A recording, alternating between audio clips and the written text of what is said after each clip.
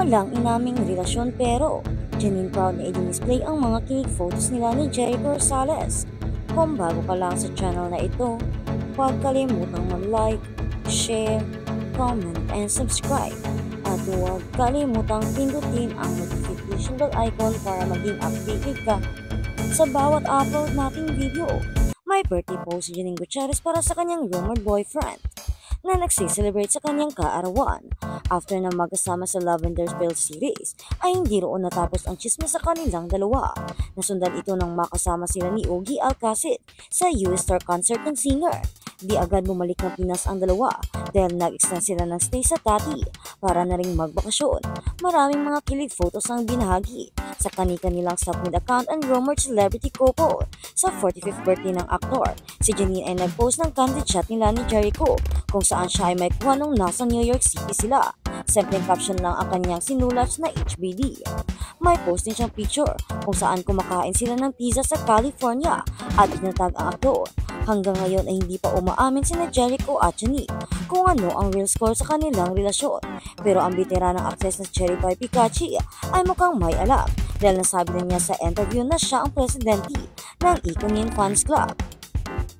At sa kabilang banda, Rhea ay winandera ang favorite role para kay Sanjo. Ano kaya ito?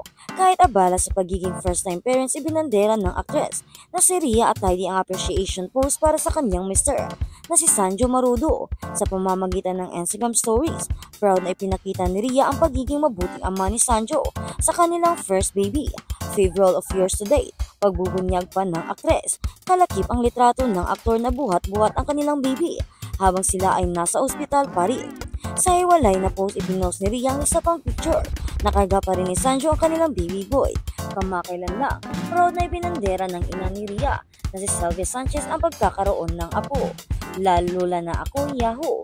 Wika pa ng batikang actress sa kanyang kauna-unahang apo. Kalakip sa IG post ang birthday nito na 9/23/24 at ang hashtag na Thank You Lord. Kung matatandaan noong Pebrero lamang nang ma-engage ang celebrity couple, makalipas ang isang buwan ay naganap ang sigaw wedding sa Quezon City, kasabay ng 32nd birthday ng actress. Noong Hunyo naman ang ibinunyag ng mag-asawa na magkakaroon na sila ng anak. As of this rating, hindi pa nila inire-reveal ang pangalan ng kanilang anak. Kaya naman mga kabalita, abang-abang na lang tayo sa kung ano ang magiging desisyon nila.